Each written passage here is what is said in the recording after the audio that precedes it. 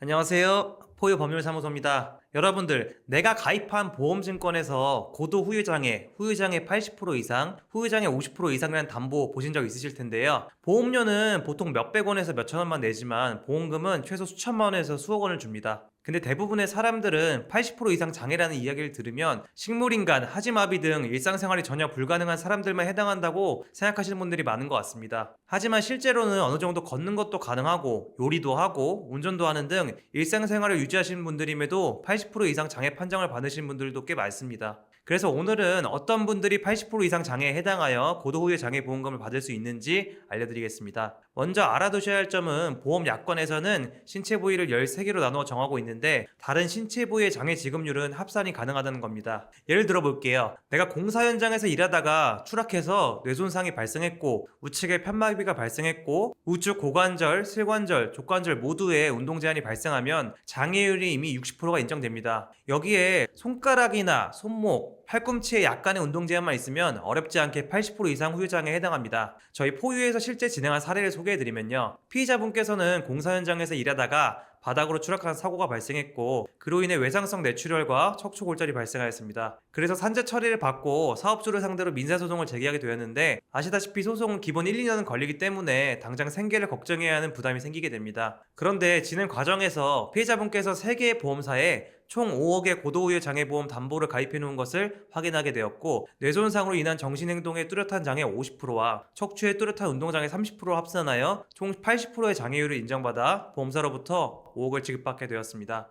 여러분들 내가 여러 보험사에 고도후유 장애보험을 가입해 놓았다면 중복해서 받을 수 있다는 점 꼭 알고 계셔야 합니다. 다만 고도후유 장애 보험금은 보험금을 청구하는 과정에서 큰 어려움을 겪는 경우가 많습니다. 왜냐하면 후유장애 진단서를 발급받아야 하는데 주치의가 치료를 더 받아야 한다고 하던지 혹은 장애에 해당하지 않는다면서 장애진단서 발급을 거절하는 경우가 많기 때문입니다. 그렇기에 적절한 장애진단서를 발급받는 것이 무엇보다 중요합니다. 그런데 어찌저찌 장애진단서를 발급받았더라도 보험사에서는 장애율을 부정하는 경우가 많아 어려움을 겪는 분들이 상당히 많습니다. 더욱이 고도후유 장애 보험금은 고액의 보험금이 지급되기 때문에 보험사에서는 필수적으로 현장 조사를 통해 사고 경위, 장애율 적정 여부 등을 판단하고 있고 조사 과정에서 보험사에 유리한 근거 자료를 남겨준 경우가 발생하기도 합니다. 그러나 전문가의 도움을 통한다면 장애진단서 발급부터 보험금 청구는 물론 보험사의 조사 단계에서도 내가 대응할 필요가 전혀 없습니다. 그렇게 경험과 지식이 많은 전문가의 도움을 받으시는 것을 추천드립니다. 오늘은 어떤 분들이 고도후유장애 보험금을 받을 수 있는지 알아보았습니다. 저희 포유법률사무소 홈페이지, 블로그, 유튜브를 참조하시면 보험 분야에서 유의미한 성과를 이뤄낸 것을 확인하실 수 있습니다. 혹여 교통사고나 산업재해 등 사고로 인한 후유장애로 어려움을 겪고 계신 분들이 있으시다면 홀로 고민하지 마시고 언제든지 저희 포유로 연락 주시기 바랍니다.